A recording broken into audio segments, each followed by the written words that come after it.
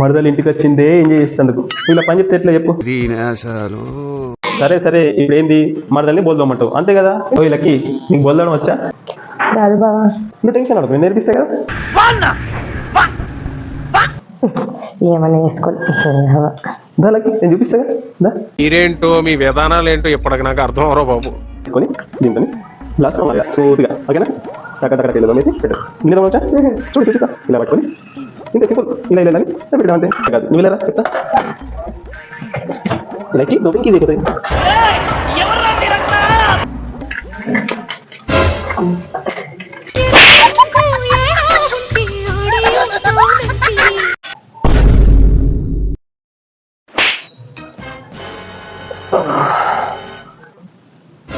ఓకేమన్నా అక్కన నా కంట్రోల్లో ఉంటుంది.